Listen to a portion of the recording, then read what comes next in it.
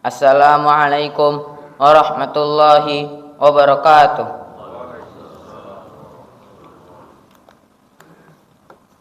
Alhamdulillahil wahidil qahhar, azizul ghaffar, muwakkilil laili 'alan nahar, wa tadhkiratan liulil absar. Asyhadu an la ilaha illallah wa asyhadu anna Muhammadan abduhu wa rasuluh. Allahumma shalli wa sallim ala sayyidina wa syafi'ina Muhammad wa ala alihi wa ashabihi ajma'in. Amma ba'd. Pertama-tama dan yang paling utama, marilah kita panjatkan puji serta syukur kita kehadirat Allah Subhanahu wa taala yang sampai sekarang masih memberi kita nikmat sehingga kita masih bisa berkumpul dalam masjid yang insya Allah dirahmati olehnya. Salawat serta salam semoga terlimpahkan kepada Nabi kita, yaitu Nabi Muhammad sallallahu alaihi wasallam.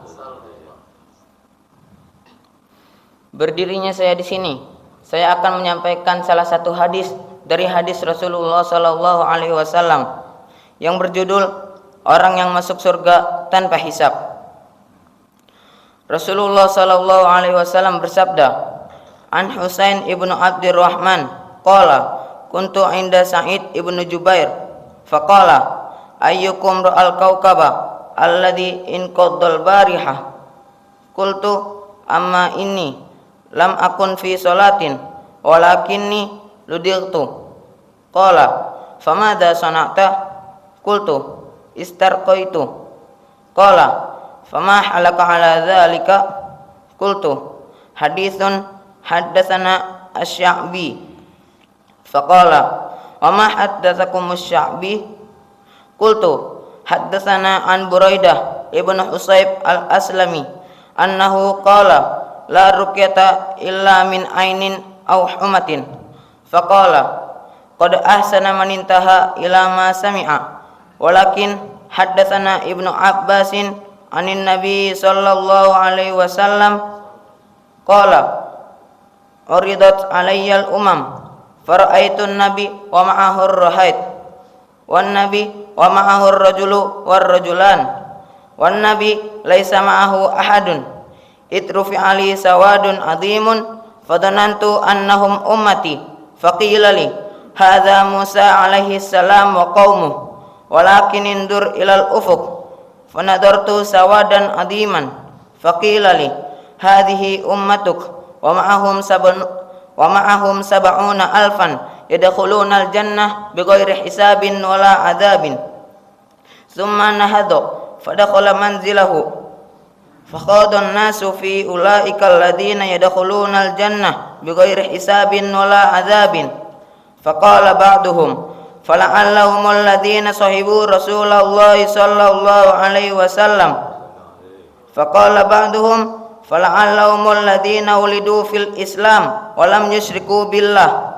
wa dzakaru asya'a faqaraja alaihim Rasulullah sallallahu alaihi wasallam faqala man ladzi takhuduna fihi fa akhbaruhu faqala humul ladhina la yarquna wa la yastarquna wala yatatayyaruna wa ala rabbihim yatawakkalun faqama Uqasyah ibnu Mihsan faqala ud'u Allah an yaj'alani minhum faqala anta minhum thumma qama rajulun akhar faqala ud'u Allah an yaj'alani minhum faqala sabaqaka biha Uqasyah.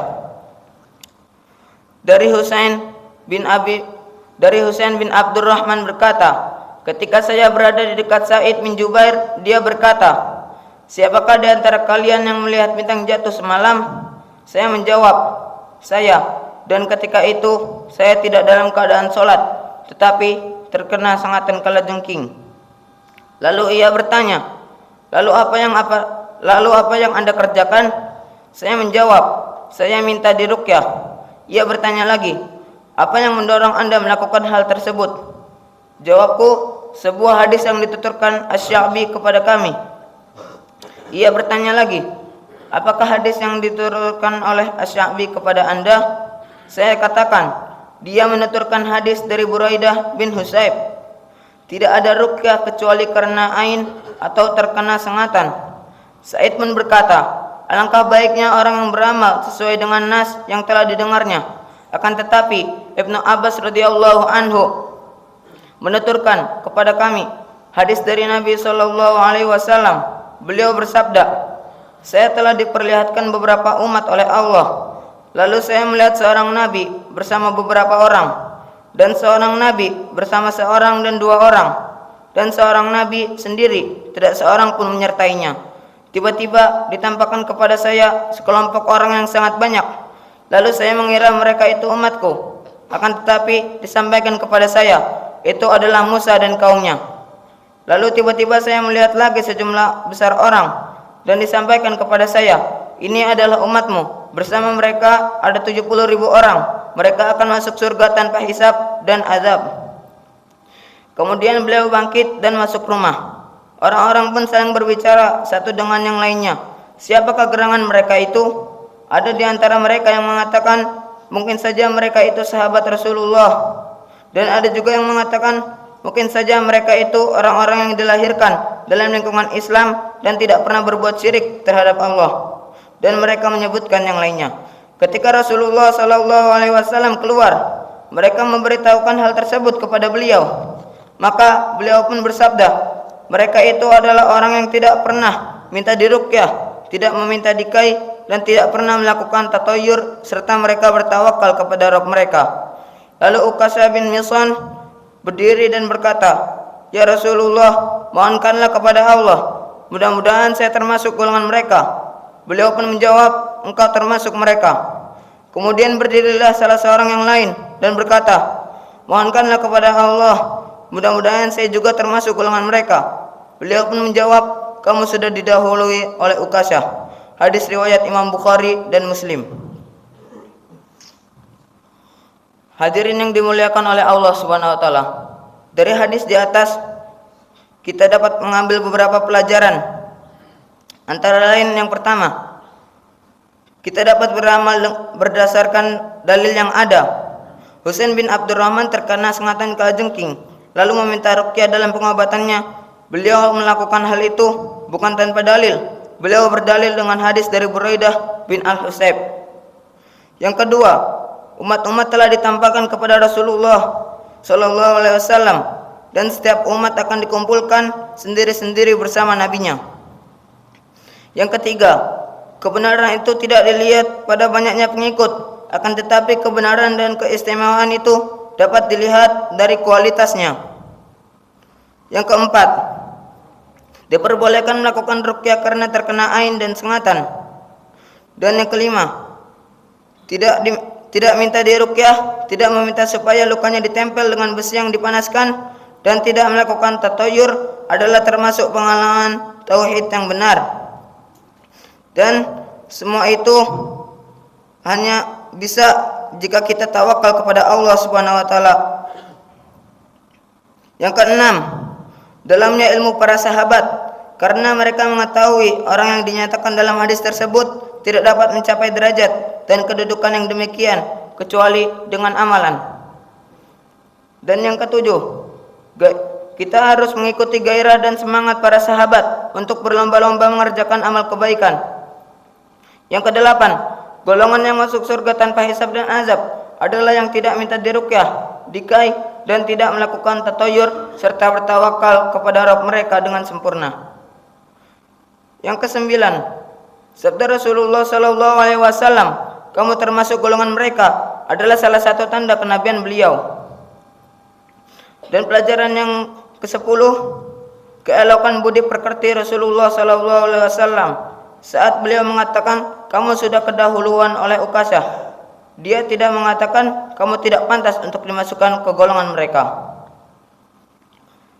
Ayat Al-Quran yang berkaitan dengan tema hadis, antara lain salah satunya pada surat Al-Mu'minun ayat 59, walladzina hum birabbihim la yusyrikun, yang artinya, dan orang-orang yang tidak mempersekutukan dengan Tuhan mereka sesuatu apapun, yakni mereka tidak menyembah selainnya dan mengesahkannya dan mengamalkan bahwa tidak ada Tuhan selain Allah semata dan mereka bergantung kepadanya. Hadirin dan hadirat yang dirahmati oleh Allah Subhanahu wa taala. Sebelum kita tutup majelis ini, marilah kita bersama-sama kita tundukkan pandangan kita usukkan hati kita seraya memanjatkan doa kepada Allah Subhanahu wa taala. Bismillahirrahmanirrahim. Alhamdulillahirabbil alamin. Hamdan yuafi ni'amahu wa yukafi mazidah. Ya Rabbana lakal hamdu, lakas syukru, kama yanbaghi li jalali wajhikal karim wa 'azimi sultanik. Allahumma shalli wa sallim ala sayyidina Muhammad wa ala ali sayyidina Muhammad. Ya Allah yang maha besar dan lagi maha kuasa, kami mohon kepada Engkau ya Allah untuk para musyrif, orang tua asuh, donatur, pembina dan pengurus yayasan, pengurus ponpes dan umat muslimin dan muslimat. Semoga mereka diampuni segala dosa-dosanya, baik dosa besar maupun dosa kecil, dan disengaja ataupun tidak disengaja. Semoga mereka diberi hidayah agar dapat melaksanakan semua perintah-Mu dan meninggalkan semua larangan-Mu. Semoga diberi kesehatan agar bisa istiqomah dalam melaksanakan ibadah yang baik, baik yang wajib maupun yang sunnah.